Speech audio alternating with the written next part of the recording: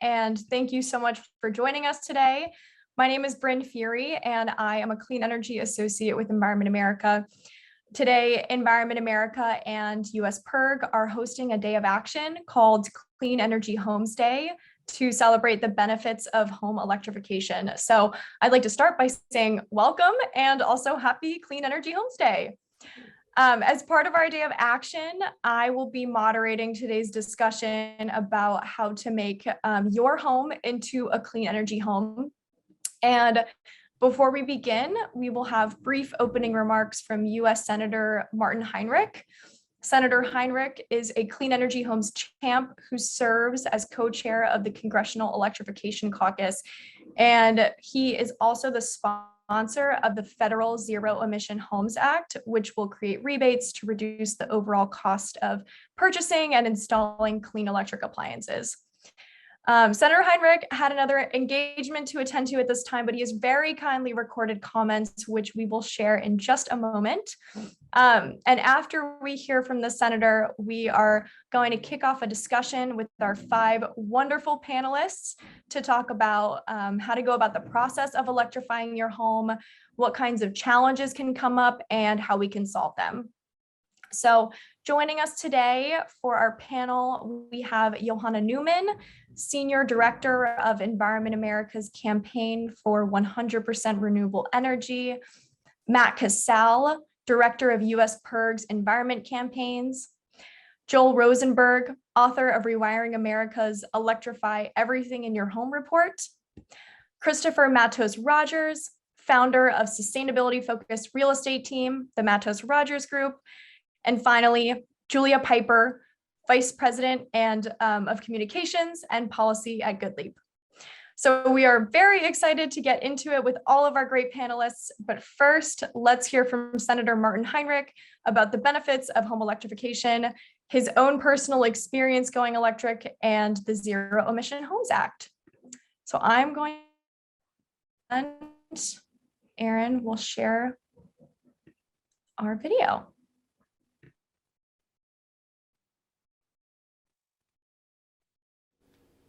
Hi, everyone.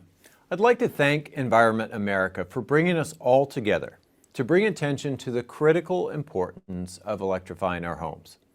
As a founder of the new Electrification Caucus, I am incredibly excited by the momentum that we're building to make the electrification of everything central to our climate fight.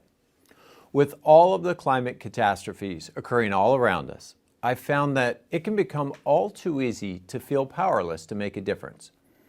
But the engineer in me learned a long time ago to break down even the most complex problems, like our carbon pollution problem, into manageable pieces.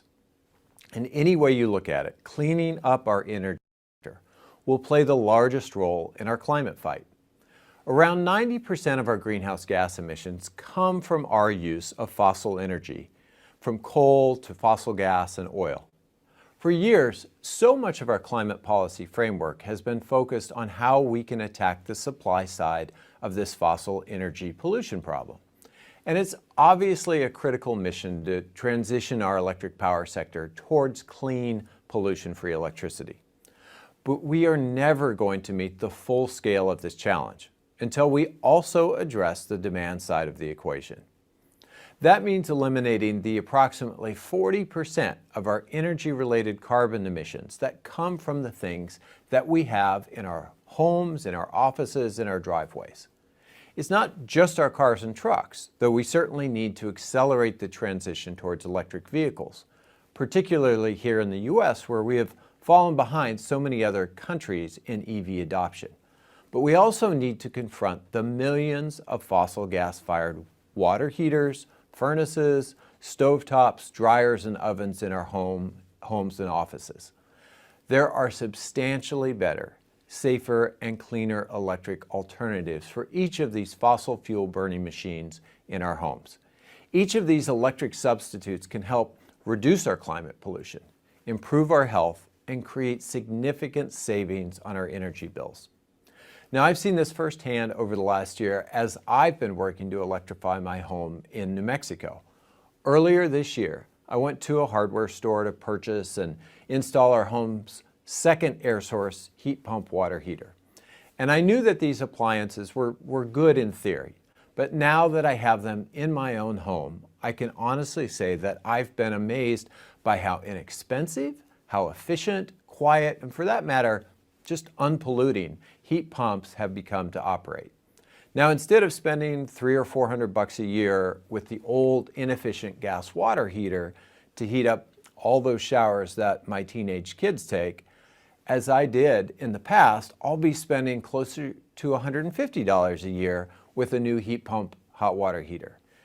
That type of savings, compounded over multiple appliances, can make a major difference in reducing a family's energy burden. Because they're running off of electricity, my new heat pumps are never burning fossil gas in my home, creating unhealthy indoor air pollution from methane or benzene or other harmful compounds. By replacing appliances that rely on fossil fuels, we can also reduce our country's reliance on foreign oil and gas imports, something that has become all the more urgent as we confront Russia's oil and gas-funded war in Ukraine. We can also insulate more families, pun intended, from the wild price spikes associated with fossil fuel-based commodities like gas and home heating oil. Finally, and most importantly, when we choose to go electric, we can each do our part to reduce our carbon pollution and help pass on a more livable planet to our kids and future generations. For all of these reasons, I want every family to be able to see the benefits that come from installing clean and efficient electric appliances in their homes. The catch right now is that the costs for these clean electric appliances are sometimes more expensive for consumers on the front end, even though they provide enormous long-term savings. This will change as more of us choose electrification. As the market encourages American manufacturers to produce more and more of these appliances, that in turn will dramatically drive down costs for consumers. It's a pretty predictable cost versus adoption curve that we have seen play out time and again with consumer goods like cell phones. But right now, if we want more families to choose electrification, we need to levelize the upfront point of sale costs. That's especially true for low and middle income households who stand to benefit the most from savings on their energy bills. And that's what my bill, the Zero Emission Homes Act, would do by establishing a new point of sale rebate program for new electrified appliances. It's critical that we provide targeted economic incentives that will help low and middle income families realize the full benefits of electrifying their homes. Because a climate solution that leaves low-income families behind is not really a climate solution at all. I worked hard to secure a version of the Zero Emissions Homes Act rebates alongside all of the other critical climate investments that were in the House-passed version of the Build Back Better Act. We are obviously still fighting to find the right path forward to pass those climate investments out of the Senate. But I want to encourage all of you to keep calling on your senators and keep demanding that we find a way forward on climate action. This remains our best chance to enact major climate investments at the federal level. We can't afford to waste it. I'll keep doing everything I can to make sure that electrification rebates are part of the final equation. Thank you all.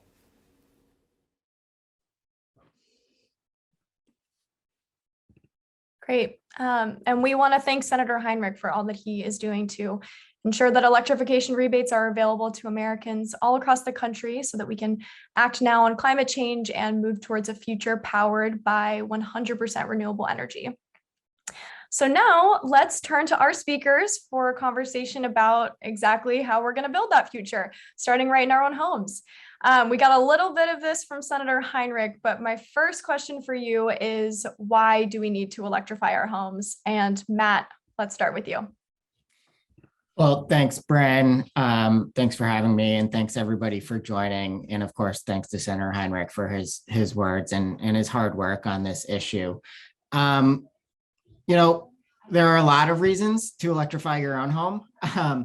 Protect your family's health, save on costs, et cetera. We'll talk about a lot of those during this panel, I'm sure. But I'd say that the top reason that we need to facilitate a massive switch to electrification on a broad scale, away from the use of fossil fuels, was hammered home by the International Panel on Climate Change just a little over a week ago, when they released a new report that detailed the impacts of climate change that we're already experiencing, and the impacts that we will continue to see if we don't make progress on reducing emissions. And the report warned that any further delay in concerted anticipatory global action and adaptation and mitigation on climate change will miss a brief and rapidly closing window of opportunity to secure a livable and sustainable future for all, which I think is there's no better warning bell or clarion call for the need to take action on this. And our buildings, our homes and buildings, the fossil fuels we use in them are no exception. Yeah, absolutely. I couldn't agree more. Christopher. Yeah, no, and those are great comments. Again, thank you for Environment America having this today. Matt, great points there. The single biggest opportunity to impact emissions is in the built environment. Roughly 40% of our emissions come from the energy use in our homes and our buildings. And obviously, since COVID, we are spending more time indoors than we ever have before. And I don't know that that's going to change much in the next coming years. But we have to electrify first, so that we can clean up the electricity sources that we do have. And we cannot reach that without electrifying our homes. So it's a very important opportunity, and being able to help people understand what burning combustion fuels in their house is actually doing is key for us having better quality homes, maintaining home ownership. Obviously, with the rapidly increasing prices of homes, energy burden is huge. So there's just a lot to gain here. Yeah, the energy burden really is quite large, and we do have a long way to go, and I'm hoping we can get into it a little bit more today. Joel, did you have something that you wanted to add on why we need to electrify our homes? Yeah, thanks for having us, and thanks to Senator Heinrich. He laid it out, but just to clarify what he said, why we need to electrify our homes. I heard from a California Energy Commissioner a distillation of a solution to climate change that has arisen, and it's essentially clean the grid and make it renewable, electrify our vehicles, and because they're the #1 emitter, and get all the fossil fuels as much as we can out of our homes and buildings. And the first two are kind of happening, but the third one has gotten a lot less attention. And we need everybody to essentially commit to doing it in their own home in order to get to zero. So, all the points that people, that were made previously are valid, but I want people to appreciate that there is a solution to climate change. We just need to implement it, and everybody has to do it. Yeah, absolutely. And everybody here has had some experience starting to get those fossil fuel powered appliances out of our homes, which is why it's such a great panel that we have here. So I have a few questions about what that process has been like. And I want to start with what exactly motivated you to start making the switch over to electric appliances? And Joel, I'm just going to turn it right back over to you. I'm a renter, and so I've made a couple of changes that I have within my capability, but I haven't done everything yet. But I did write this book for Rewiring America called Electrify Everything in Your Home, which is a free download available at rewiringamerica.org. And I did that in part because Saul Griffith, who I know from previous work, is a co-founder of Rewiring America. He was working on his own book called Electrify, which came out in October. And it's sort of the why we need to electrify. But early last year, he suggested that maybe I should write how to electrify. And so I did a bunch of research and tried to consolidate it down as succinctly and clearly as I can while still being thorough, to try and get people working on the problem. And so that's what motivated me, is learning, again, that there's a solution. We just need everybody to do it. And how do we get everyone doing it? And it's not as hard as people think. They just need to make a plan. Well, I'm hoping that everybody leaves this discussion today knowing that it's not as hard as we think. Matt, I would love to hear from you about what motivated you to start making the switch to electric appliances, and then where did you start in your home? Yeah, sure. Well, one of the things that motivated me just walked in this room. The 4-year-old is homesick. She brought me this beautiful picture. Oh. The joys of working from home.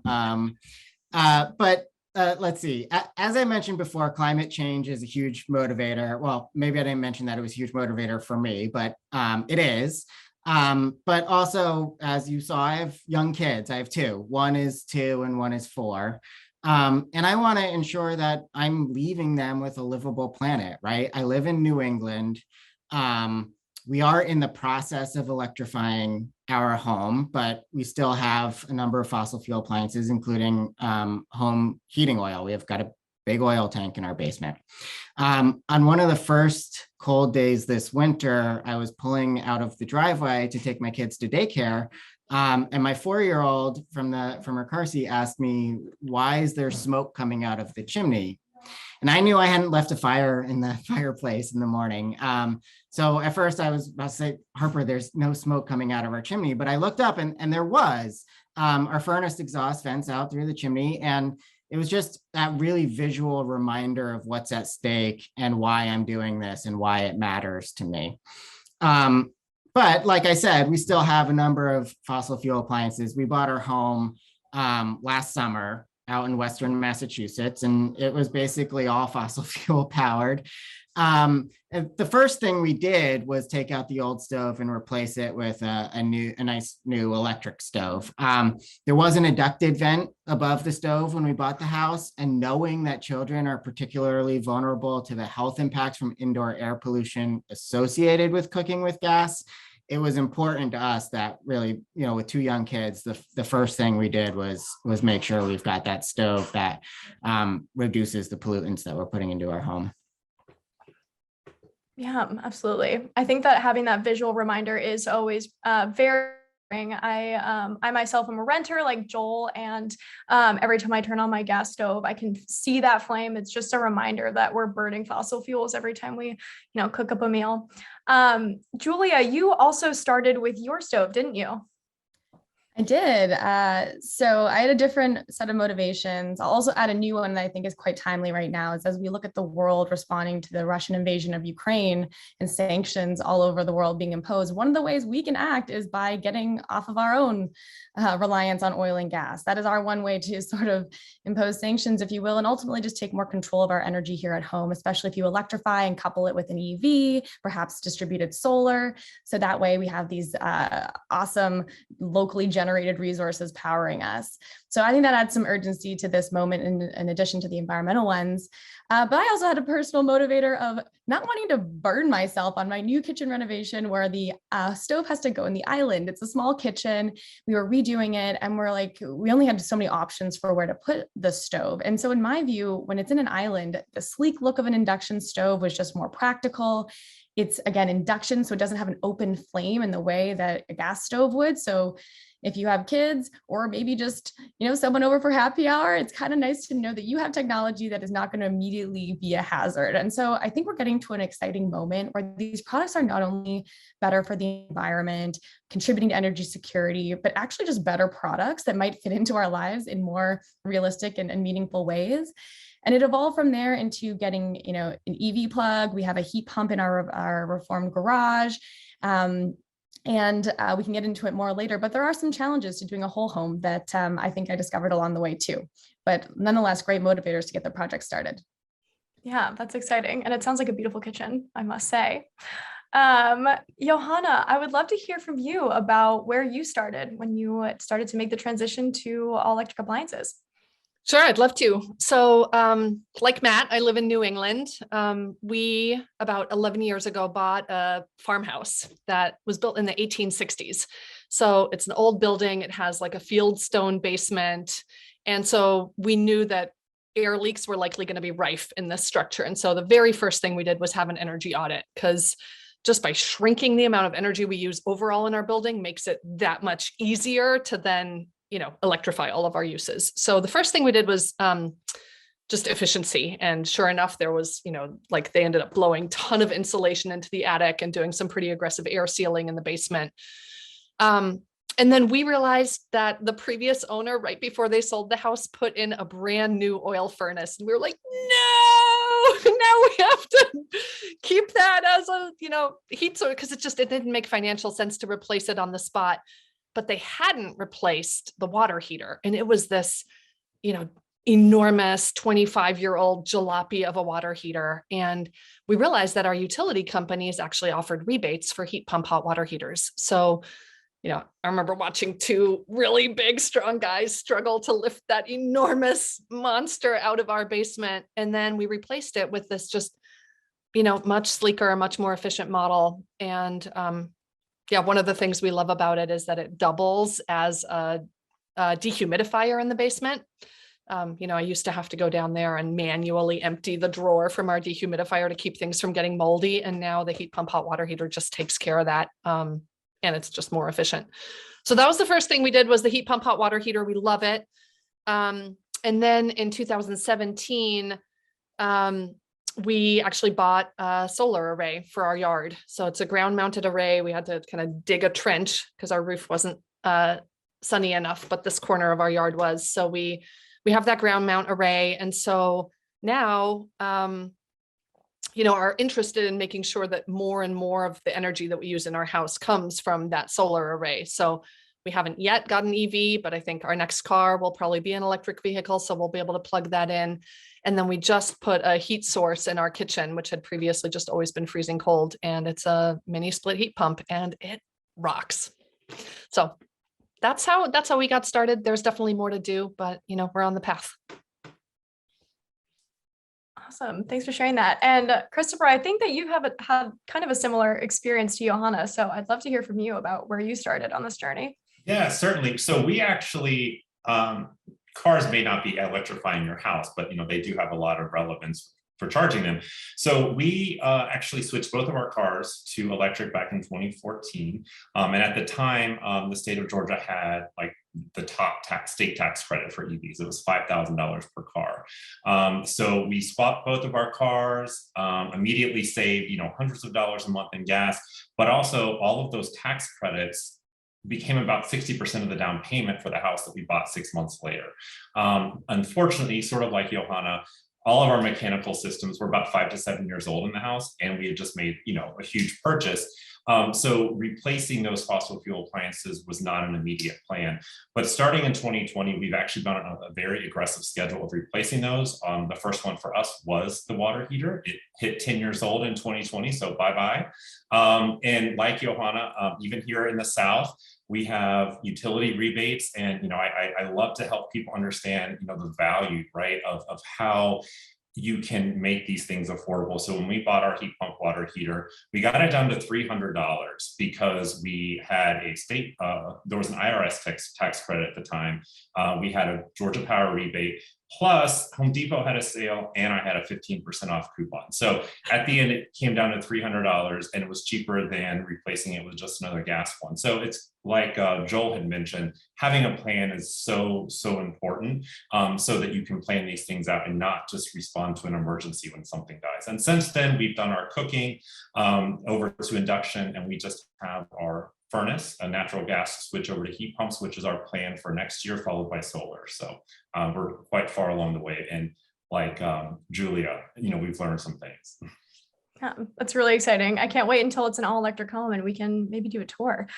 All right, so let's talk a little bit about our families now, because I think most of us on this panel don't live alone, and changing over to electric appliances can be quite a topic of conversation. So Joel, let's start with you. What was it like talking with your family about this?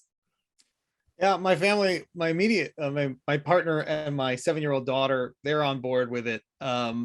More interesting is my dad, who worked as an HVAC engineer for most of his career, and he's pushed back on the idea that we need to go quickly. And I have, put it in terms of the planet he's leaving for his grandkid, and that resonates a little bit more with my mom. But but it has started to work. And I also call him out when he forwards me like essentially fossil fuel disinformation about well, maybe going green is also bad for the planet. It's like, no, stop. You are fighting the future. Please, give it up and get out of the way. So but I'm a little more aggressive maybe than other people about that. It's good that you're having the conversation at least. We'll have to make sure to send your dad over some great resources about a home electrification so we can convince him. Johanna, what about you? What was it like talking with your family about this? Well, it's interesting. So I'll start by sharing some of the conversations I had with my kids and my husband. So and mostly this came up around the water heater and the solar. So, for the kids, they were like, yeah, solar, woohoo. And my husband was like, Johanna, I appreciate that you want to protect the environment. I care about that too. But honestly, like, let's look at the cost. And so, we had, I think, 3 different solar installers come to our house. All of them got grilled by me and my husband at our picnic table. We had kind of like a good cop, bad cop thing going. And, ultimately, I think I got my husband to a place where he saw that with the federal tax incentives for solar, some of the state tax incentives, and the SREC program, which, essentially is a marketplace for solar credits, we were going to be able to pay off our panels in, 7 to 9 years. And that was a kind of long enough horizon for us recouping our investment that he felt comfortable doing it. And so, and then I will say, like, I feel like that was the heaviest lift I've had so far. That kind of like got him in the mindset of like, oh, right, I can protect the planet and have it be good for our family's finances. And so doing things like installing the heat pump have then been easier and easier because we've kind of created the model for that kind of decision making. And then, yeah, it's a little bit trickier with my extended family. So my brother is totally on board. He lives out in California and is like, very much in the all electric mindset.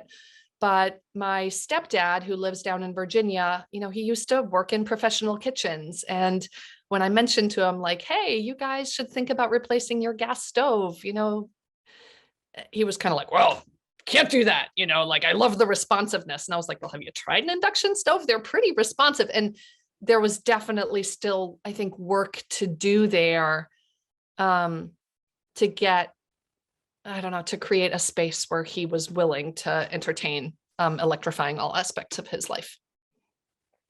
Yeah, absolutely. We just need to get everybody using an induction stove. Once they use it, they'll want to switch over. So, I think there's some truth to that. Yeah, that's the key, really. All right, I have one last. Can I just add something? Yeah, please. You can buy a portable single burner induction stove for $50 or $100. So you can get that and try it out either for yourself or with skeptics in your family or in your friend circle. Joel, have you tried that on your dad? He came and saw it. That's not the obstacle. That's not the obstacle. It's more of it's the mindset. It's the mindset. Okay, we'll keep working on him. All right, I have one last question about everyone's personal experience starting to make the switch. But what surprised you most about starting to use electric appliances? And let's start with you, Christopher. Yeah, great question, Bran. And honestly, it's all the misinformation that's out there, from the affordability, the upfront cost, to even the performance. And like I said, we started with electric vehicles, and it was purely based at that point on savings, which were huge, and they continue to be huge 8 years later. But every technology that we've had since then, like as Julia mentioned, the performance is superior. There's better safety features. The water heater our kids are now out of the home, they're 20 and 21, but we had a gas water heater previously, and we looked at going tankless to have water that lasted. But guess what? The heat pump water heater actually keeps up better only in heat pump mode than a simple gas one did. So sharing those experiences of the financial savings, how we were able to what we actually paid to get something done, and then what it's like living with it are really what I focus on, because that's just where the misinformation is. Yeah, definitely. And we're excited that we can, share that now here with other folks as well, so that they know going into this process too. Johanna, what surprised you most about making the switch? I will say I was surprised the first time I saw that we had a negative electric bill when we went solar. Like that was just a moment where I was like, this is so cool. And so now in the summer months, we get a credit on our bill, and then September through April, I think we kind of, use up that credit a little bit when there's less sunshine, but that was cool. The other things that have surprised me are we love the programmable nature of our hot water heater. So, you put it on vacation setting and then you tell it, oh, 10 hours before you get back, start heating water again. So if you want to, do dishes or whatever, right when you get home, it's like ready and waiting for you, but not wasting energy while you're gone. I love that. And then we also bought an induction stove a couple of years ago when our previous electric stove kicked the bucket. And just how fast you can boil a pot of spaghetti is truly staggering. Like when I went home to my mom's house and it took 20 minutes to heat up, noodle water on her gas stove, I was like, how do you live? It was truly just a totally different way of interacting with the process of cooking dinner. That is true, Johanna, that you can just boil water so quickly. It's so fast. So fast. Yeah. Oh, yeah. And then I don't know, like the fact that basically a couple of minutes after cooking, you can put your palm on the cook surface and you don't like have the risk of burning yourself or, I love cooking with my kids. They're 7 or they're 9 and 12 now. And I'm just less scared about them getting burned on the induction. Or happy hours. Or happy hours, right? Drunk friends over on your island. Exactly. No one wants to get burned on a stove. So whether it's friends, kids, family, whoever, it's a great benefit of induction. Awesome. Matt, what surprised you most about switching over to electric appliances? Well, this is actually not about not yet having switched. I was surprised to hear Johanna's kitchen is warm right now. My house is freezing. I had to throw the sweater on right before we started. Oil prices are ridiculous. It is, we turned our heat off and we turned it back on today because it's snowing, but it's very low. We're trying to conserve heat and it's just, it's very cold in our house. And it would be nice to not have to think about that during, times like these where understandably prices are rising. But then my other one was similar to Johanna. When we got our electric stove, I saw that the quick boil feature like on the thing and I was like, oh, what is this? And I have to say, my kids are younger, so it's less about cooking with them right now. And it's more about when a 2-year-old and a 4-year-old are waiting for their mac and cheese. It is really nice to be able to quickly boil that water and get it to them. That's so funny. My roommate loves mac and cheese. I'm sure that she would appreciate the induction stove that could work quickly like that. Julia, I'd love to hear from you about what surprised you most about switching over to electric appliances. Yeah, well, I think what surprised me most was something that was brought up earlier about the ones I did not switch over. Almost 90% of people purchase an HVAC system in particular in an emergency situation. It's already broken, you need that heat immediately. And so we have a big challenge ahead of us in totally reversing the current sales cycles of this market and getting them to think more proactively and getting customers to think more proactively, which is hopefully why everyone's on this call is to start that journey, as we've been calling it earlier, because similarly to Johanna, my HVAC system in this new house had just been installed right before the sale. And there's no point in that moment of just junking it. It's kind of like if you have a used EV, the more environmental thing is actually to run the life of it for a time, because that is also energy and materials and everything before you just junk it. So we have to get earlier on in the sales cycle to capture people so we don't lock in these fossil fuel products for 10, 15 years. So I was surprised by that. Also the detail of the modeling they do. And I'd love to direct everyone, I'll drop a link in a moment, to Nate the House Whisperer. If you haven't heard of him, he created the HVAC 2.0 program to start to educate contractors on how to talk to customers about going electric. And he doesn't even talk about going electric. So he did my home assessment. He came out and I'm in California. He happened to be on a road trip and he did a blower door test. And he did all these heating tests to detect where the leaks were coming from. And that's a really important first step because that'll make sure you're not just sizing a large system to meet every need you currently have. It's starting with efficiency, as has been discussed, and then sizing your system correctly And crucially, the reason he calls it a home comfort assessment is making sure that your home is actually just working better for you at the end of the day. You don't have those drafts. You can eliminate air pollution. He can do all kinds of tests, and not just Nate the House Whisperer, but this contractor network he's working with. So those are a couple of things that surprised me, the things that I did not electrify right away, but also where we're going in this discussion of the detail they can offer you and how it's just a general home upgrade and a comfort thing more than simply an environmental move. And I'll drop the link in the chat to Nate because he also has some great he has a great way to look at assessing your home and understanding the steps you could take to electrify. Great, thanks for sharing that, Julia. And we'll definitely get into more of that when we turn to our next topic, which is talking to the professionals. But first, Joel, I want to invite you to also share, what was surprising to you about switching over to electric appliances? Yeah, so like people said, that the fact that they're all better than the fossil fuel equivalents for the most part, that, it's not a 2001 Prius, it's a 2022 Porsche. But two things that surprised me, I have not done these things yet, but one is that solar panels don't work in a grid outage. And so you do need, because in order to not electrocute the people working on the grid, but if you have a backup battery, you can power your home from the battery. And hopefully in the next couple of years, you'll be able to potentially use your EV as your home backup battery. That's sort of being pioneered by Ford and Sunrun with the Ford F-150 Lightning. And the other thing that surprised me was, I forgot what I was going to say. Where'd it go? If it comes to you. Yeah, they're just better. Oh, that EVs come with a plug, and that you don't need a fast charger, that it comes with a cable. You can plug it into a regular wall outlet, and that'll charge like 40 miles overnight. And so they make a big deal about, oh, where are you going to charge it? Where are you going to charge it? Get the car, plug it in, see if that works for you. So those are the two things that surprised me doing the research. It is surprising to think of a car like a phone that you can just plug it into the wall. All right, so I want to turn to our next topic now, which is about talking to the experts. So if you start to electrify your home, you most certainly won't be going it alone. Professionals like contractors and realtors will play a really critical role in this transition. So I want to talk about how to discuss going all electric with the professionals that you'll work with during this process. So my first question is, if you're thinking about going electric, what questions should you ask your contractor? And Joel, I'll turn it back to you here.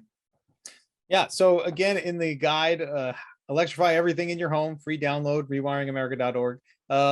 There are lots of questions to ask contractors about each of the individual things that you might want to electrify. And one way to think about the guide is, how can this guide help me make a plan? And then how can the guide help me be a good customer to the contractor?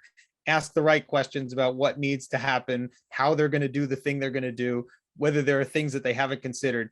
But I did hear good advice on talking to HVAC contractors in particular around heat pumps, because a lot of contractors still they're not on board with heat pumps. They think they don't work in cold climates, which is not true. They think that they don't work very well, which is not true. It's sort of outdated ideas about heat pumps, just like, it's not a 2022 Porsche, even though that's what we have now. And so you can ask them questions. 1, do you install heat pumps? 2, are you going to do what's called a manual J, which is a calculation for sizing the heat pump properly? 3 is, will it include room by room airflow or something like that? And these questions will help weed out contractors who are not going to do a good job. And if they don't answer a good answer to any of these, move on, find another contractor, and you can do all this over the phone before they even come out to your house. Great, that's very helpful to hear. And we actually are very lucky to be joined by a sustainable realtor, Christopher. So Christopher, I'd love to hear from you about what questions you should ask your contractor and your realtor when you're working on this. Yeah, well, Joel had summed it up great, and I would definitely say check out his book. It really does come down to, old ideas, and that's both with your contractors and realtors. It's one of the things that me and colleagues like me, we work within our industry to make sure that more realtors are informed, so that when buyers and sellers of properties or people who want to have these properties come to us, we understand what they're looking for. since Joel answered great questions to ask, I want to help you. How do you narrow it down and not have to call 100 HVAC companies? Because even in a big city like Atlanta, we only have 2 or 3 that are really prepared to work with some of these technologies. So for me, what's worked, one, I am privileged in the fact that I am so deep in the green space that I have the connections, but you can also look at nonprofits in your area. So for example, here in Atlanta, we have an organization called Southbase. Look for similar, or USGBC perhaps, look for similar organizations in your area, reach out to them because they're usually training and certifying vendors. And ask them either for a list. They may direct you to their website, which also may be great to check Google and get on their website. But then also you can contact them by phone or email and see who they recommend. They will have a list of folks in your area. And I think that would be the best place to start. It's going to save you a lot of time. And then ask the questions that Joel had. And same thing with realtors. We are still a very small minority. We have 1.5 million realtors in the country. We have about another 1.5 million people who are just a real estate agent. So about 3 million people selling homes to you potentially. Only 1% of realtors have the green designation, which is a class given by the National Association of Realtors. And we do maintain a site, it's green.realtor. And it has a database of all of our members who are green designees. So that is a great place to start. And yes, we have them in every state, even my home state of Georgia, we have about 100. So we have somebody for you. That is a great place to go and find somebody local to you. You're also welcome to reach out to me, and I probably have somebody that I know in every major market across the US, and I can make an introduction. But it's about having a conversation with people and making sure that they understand this, and that they kind of align that they're going to represent you and do it right. I have one more thing to add. That was a good point, Christopher, about narrowing it down. Nate Adams, who Julia mentioned earlier, and by the way, not just Nate Adams does energy audits. Lots and lots of people will do an energy audit for you, but it's cool that he did it for her. But he recommends if you identify a heat pump that you're interested in, like a Mitsubishi or something like that, you can call the manufacturer and ask who the good installers are who sell the most like inverter driven heat pumps in your area. And you can kind of work backwards from the manufacturer to the contractor. Great. That's very helpful. And it sounds like Christopher would be a very good contact for anybody who's looking for a green realtor. So I encourage you to reach out to him. Julia, I want to invite you also to share what questions you would recommend folks ask their realtor when they're thinking about going electric. Yeah, well, I think one thing you can ask is if you're shopping for a house, ask about what the energy usage is in the home. That's not always shown. I think, our company GoodLeap and others are trying to get Zillow and MLS and other platforms to show energy usage in a home. And that is something that certain cities already have programs around. So just more transparency there, because that might factor into your number crunching on what products make sense for you to invest in if you're looking for a home. I think another trend that's happening on that front, it's not necessarily a question to ask, but we're working with the appraiser community as well. So how, before the buyer gets involved, how can we start to factor in the fact that someone has maybe already made investments in clean energy products and electric products in a home? How do we value that correctly? We've done it already in solar. GoodLeap started financing solar several years ago. And we work with the appraisal community a lot because we are actually also a mortgage company, and we can enable you to refinance and roll your solar into your home loan or your electric HVAC or whatever product you finance with us. But now we're starting to get to the tip of the edge with the appraisers to value those electric products as well. It takes a lot of conversations, getting them comfortable that this technology works. People will pay for it. We're at the dawn of a new era there, but hopefully it starts to be reflected in home values appropriately. I guess the last thing I'll say is I started electrifying as part of a renovation, right? So I think one area for more work is just getting our general contractors to understand this as well. If you're a homeowner, you may be doing a bunch of things at one time. So I think a way we could expand this really quickly would be to find those key people like a GC who's then going to commission out to a bunch of other contractors for your project and have them know what products are best for you. Because that is a tough thing. I had to push our contractor to help us find the induction stove, and they knew we wanted it and still forgot to put in the 240 volt in the right place because they just weren't familiar with the technology. So I think those individuals might be a great place to start educating. And my last point on this is GoodLeap started a training program called Next IQ. It's like a masterclass style video program where we have all this training for contractors so they can start to learn more about the latest products. What is the new inverter that came out? What's the new Mitsubishi HVAC system? Because there's just a lot of education that needs to happen for those out in the field talking to customers so they know what types of things will work for you and to sell, so they don't unintentionally dissuade you from going that route. Yeah, absolutely. I think you're right. Workforce development is going to be really crucial in making sure that we're able to make this transition. And it sounds like Next IQ would be a really great resource for folks to start looking into and using. So thanks for sharing that. All right, next, I want to talk a little bit about challenges. So I'm hoping that we can chat about what challenges homeowners face when trying to go electric and also how we can solve them. So Johanna, I'm going to start with you for this. Excellent. All right, I see two big challenges, and no doubt the biggest challenge to widespread electrification in our homes is just the upfront cost differential. I think there are some people, a minority of people, who are willing to make an investment in electric technology just because it aligns with our values. But most of us don't have that luxury. It has to also make financial sense. And, I think a lot of these things make financial sense in the long term, but, there are real immediate budgetary decisions so we actually have to have it make sense in the short term too.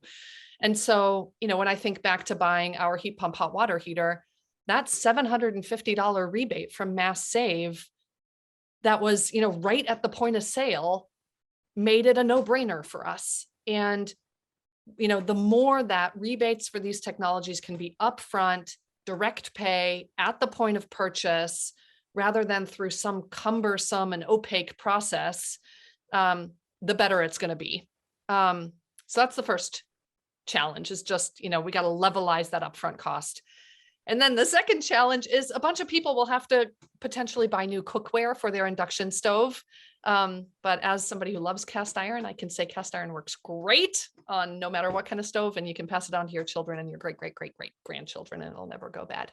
So I hope that's a change people are willing to make, but it is a challenge because people love their pots and pans.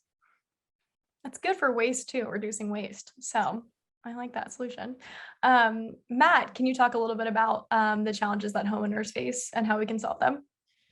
Yeah, I think Johanna hit on some of the logistical and cost challenges, and some of the other ones have been brought up in the conversation and in the chat.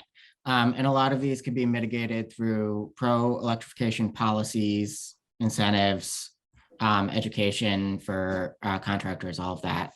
But I do want to talk about one broader challenge, and that's the public education and the public knowledge on the issue, right?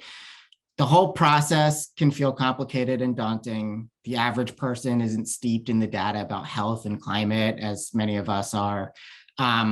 Many people have had a gas stove or other gas appliances for their entire lives and never thought about any of the, emissions issues. People have had their furnaces or water heaters in the basement out of sight. They only think about them when something goes wrong. And then, of course, there's an extremely well-funded gas industry-led effort to downplay the problems associated with using fossil fuels in our homes and buildings, and pushing back hard against electrification. Take a look at cookingwithgas.org. You'll see cooking with gas is the greatest thing in the world, and there's no bad parts about it. So a large part of the public has bought into the gas industry's arguments that cooking with gas is superior, or the emissions concerns are overblown. Another piece of it, right? Take the term natural gas, for example. It doesn't mean anything, natural gas. It just sounds good because it's natural. It can't be bad.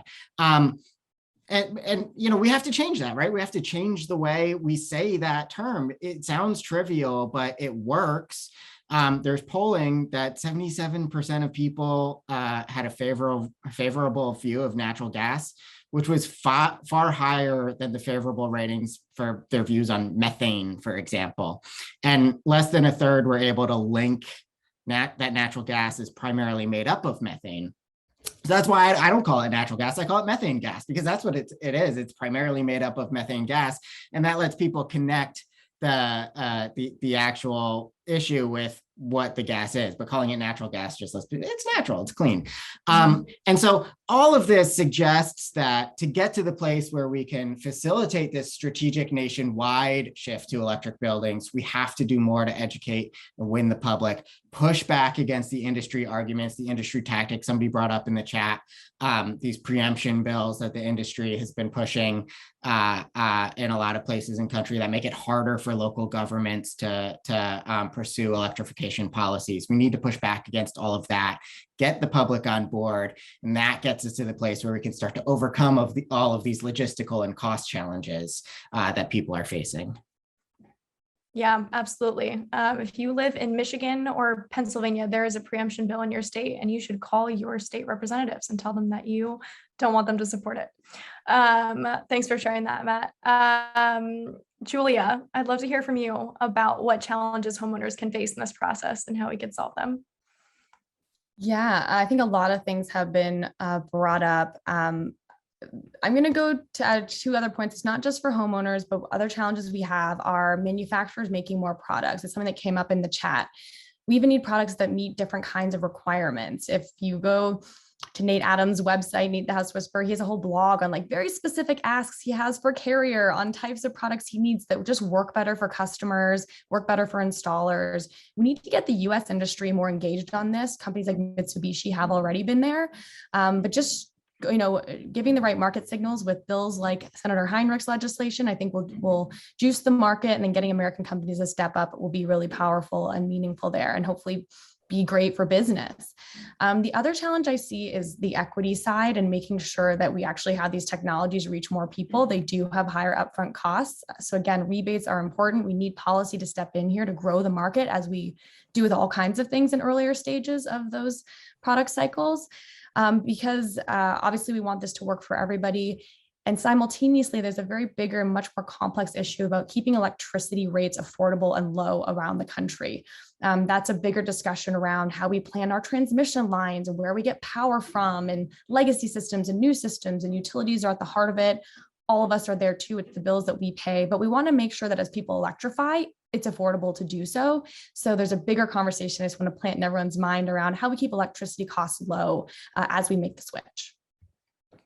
Yeah, absolutely. Christopher, I see you come off mute. You know that I'm going to call on you next. I would love to hear your thoughts on this as well. Yes, certainly. Well, I mean, all the great answers are gone, and I don't want to take Joel's, because I don't really want to touch too much on electrical panels, because he's the expert on that. But I'll talk a little bit about my industry and the role that we can play. Some people think I joke when I say this, but real estate agents are the original influencer, and if you've had a really great real estate agent, that they are the ones that even after the sale you go to and you ask for referrals to vendors, or you ask about a renovation and what would it do to your potential resale value and things like that. They are ambassadors of your community, and we still have a lot of folks in our industry that have not experienced these things. But it's like with the EVs, butts and seats, right? That's how you get the knowledge. So we've done stuff locally in getting, induction cooking demonstrations for our top producing and busy realtors and realtor leaders. We are trying to inform our members so that they are the source of information when buyers and sellers come to them with these questions. And when you're working with contractors, the challenges kind of come up here before is the lack of a team. We have to support those who support you, and those who are advancing what you're trying to do, whether it's your contractor, somebody that works in green building, a realtor. You need to build that team around people that are all doing the same thing, and help each other prove the business model. That's how we're going to have large scale success here. Yeah, absolutely. We will definitely have to build our team and prove that business model. All right, Joel, let's turn to you and hear about some panels.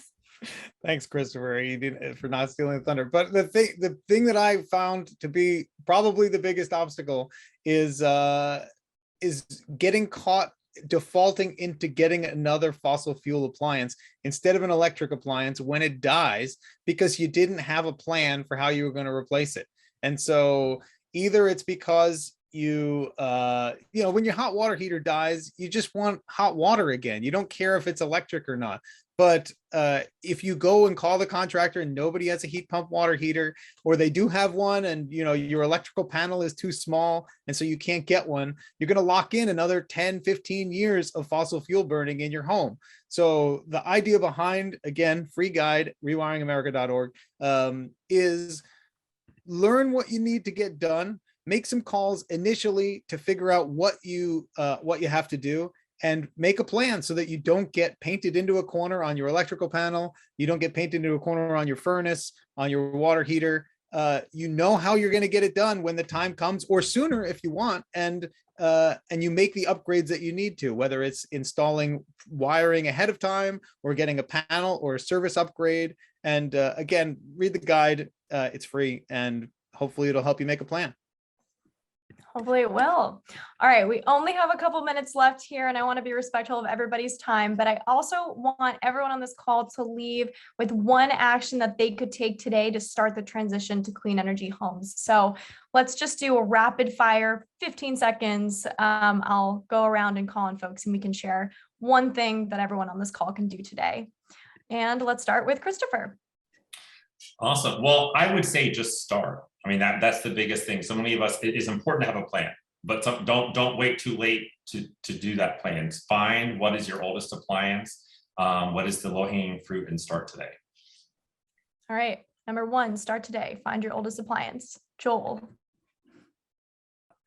Download the guide. You can knock off the number one thing in the guide, that the first chapter is about switching your electricity plan to an all renewable plan if it's available. You might be able to do that in 10 minutes, and then you've only got 9 left. And just make as much progress as quickly as possible doing the first thing on the list. There's a little do now section in the guide on how to move forward on all the things so that it's not overwhelming. And again, make a plan. Great. All right. 2, we've got download the guide and switch your electricity plan. Julia. Reiterate those things. I think I'd also say I'd reiterate what Senator Heinrich said, which is call your lawmakers, let them know you want them to pass the Build Back Better Act. There is a tax credit in there, first time ever one, for 30% off for an electric HVAC system or geothermal heating system or a electric hot water heat pump. So if that passes, that will be a watershed moment for this whole sector. So that's something everybody can do on top of those purchasing decisions we talked about. And hopefully you check out the guides that have been discussed in the chat and the links there. And the last thing I'll say is look to other products like solar and EV that'll help us reduce the fossil fuel usage that we still have on the larger grid, while the larger grid also continues to transition. So there's a whole comprehensive set of solutions to look at one time that, I see people talking about in the chat, I think will help meet our environmental needs. Great. Thanks, Julia. All right. Call your lawmakers is number 3. Matt, what can we do? Joel mentioned earlier that there are these great plug-in countertop induction cooktops, 1 burner, $50 to $100. If you have a gas stove, get one of those, try out the induction technology, reduce the amount you use your gas stove, enjoy how fast it boils water and how great it is. And if you do have a gas stove, make sure that your vent is properly working, ducted, and turned on when you use it. Great. Thank you, Matt. All right. Last but not least, Johanna, what is one thing we can all do today? One thing we can all do today, we all have a US Senator. So Senator Heinrich spoke articulately about the Zero Emission Homes Act. Erin is going to drop a link in the chat. Everyone can take action there to contact your senator and ask them to support those provisions. That sets up the incentives that Julia was talking about and builds support for making sure that the electrification provisions and the, pass in whatever budget reconciliation mechanism we're able to muster. So that's it. Please take action there. That's the 5th one. Great. Thank you all. All right. I know we are at time. I want to thank everyone for joining us today. Most especially, thank you to our wonderful panelists, Johanna, Matt, Julia, Christopher, and Joel. We really appreciate all that you are doing to support the transition to clean all electric homes. And even though our panel is over, let's not stop the conversation here. I'd like to invite everyone to also join us on Twitter today using the hashtag Clean Energy Homes Day to tell your friends and family about the benefits of going all electric and maybe even to share any pictures of your own electric appliances that you might have. With that, thank you all for joining us and have a very happy Clean Energy Homes Day. Bye, everyone.